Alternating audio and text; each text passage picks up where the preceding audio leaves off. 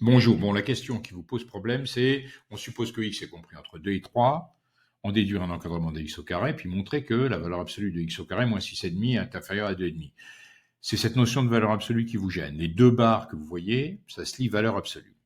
Bon, pensez à ce que vous avez fait au collège. Regardez un petit peu plus bas la première droite graduée, la droite numérique que j'ai faite. Qu'est-ce que c'est que la distance à 0? Vous vous souvenez? Si vous prenez 3, le point qui aurait pour abscisse 3, il est situé à une distance de 3 de l'origine du repère. De la même façon, moins 3, si on pense au point qui a pour abscisse moins 3, il est situé à une distance 3 aussi.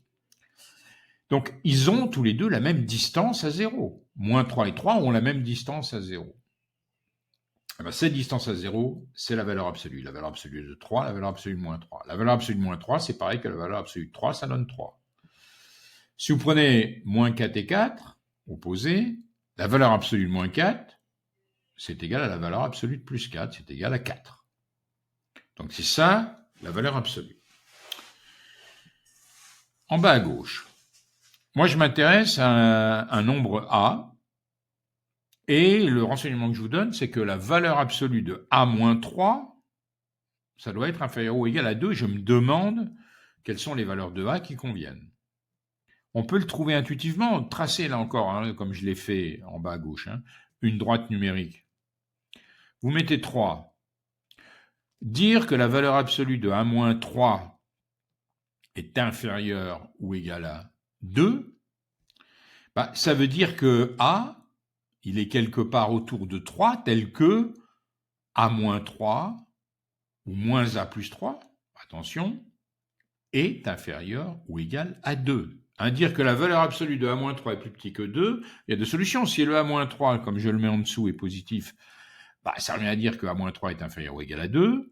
S'il est négatif, ça revient à dire que moins A plus 3 est inférieur ou égal à 2. Donc ça correspond à quoi comme conclusion? Dans le premier cas, A-3 inférieur ou égal à 2, ça veut dire que A est inférieur ou égal à 5.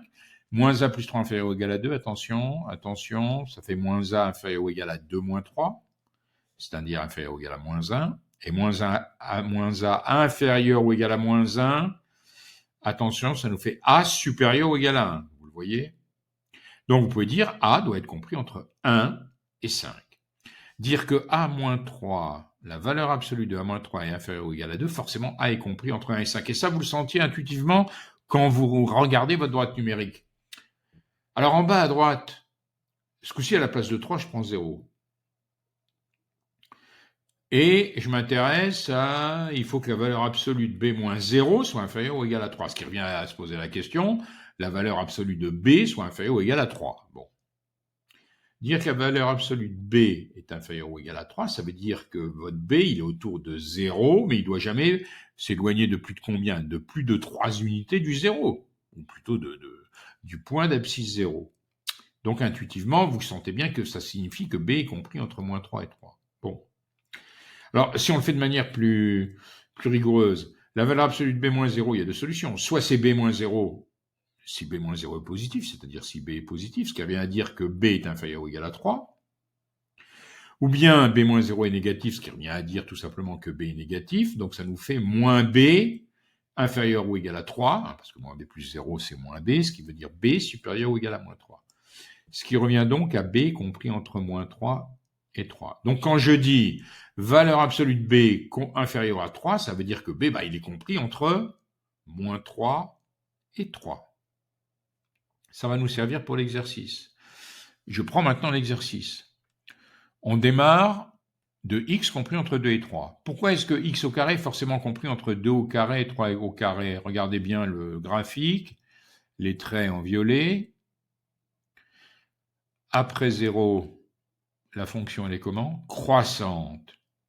Donc si vous avez 2 inférieur à 3 au départ, les images, 2 au carré c'est-à-dire 4, et 3 au carré, c'est-à-dire 9, on aura aussi 4 inférieur à 9. Ça reste dans le même ordre, parce que vous êtes sur une partie croissante.